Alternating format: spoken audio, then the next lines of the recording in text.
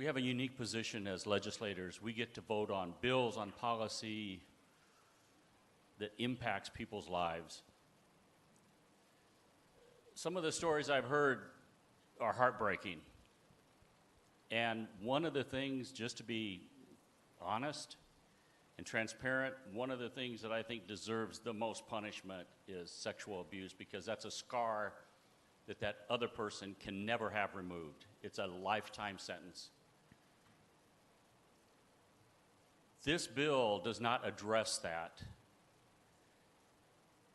This bill does address an individual who was younger and made a mistake. Maybe it was interfacing with the police presenting themselves as a teenager. But they did not commit an act. They did not molest anybody personally. This bill also, and I appreciate our chairman's tenacity on making sure that we reviewed this, and it's got a provision that you have to be at least 35 years old. Now, there was a lot of pressure to lower that down, but psychological studies have shown that 35 is kind of the age where you've grown past that. You've reached a certain level of maturity. So here we're dealing with somebody that was younger. They made a dumb move, but they didn't actually molest anybody.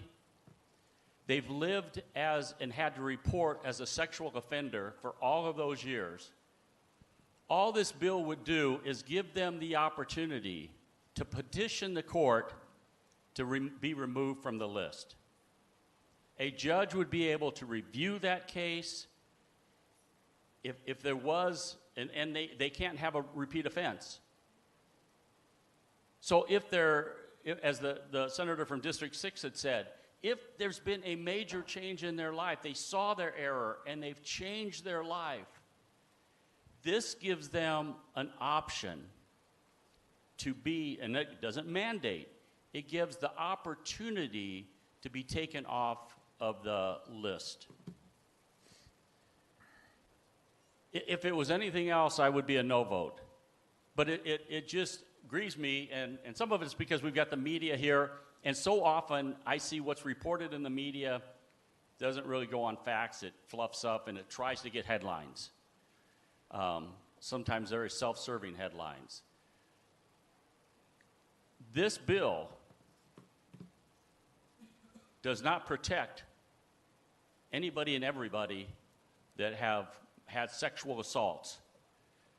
This bill is very particular, very specific, and it just gives the judge an option if they've had a major change.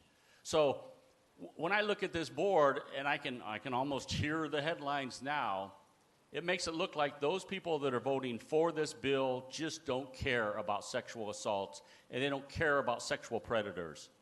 And I can tell you from my perspective, nothing could be farther from the truth. I am voting for this bill because I do care about that individual who made a huge mistake in their young life and have corrected it and changed as an adult, but has absolutely zero opportunities to get that change recognized, to get that change changed in the way that the court would see your past has proven you are not the same person. And I don't know about any of you. When I was 20, I was a whole lot different than when I was 35. Again, this bill gives a narrow approach to a certain group, and it doesn't have anything to do with pedophiles or people who have sexually molested over multiple times. And so because of that, and for that reason only, I vote aye.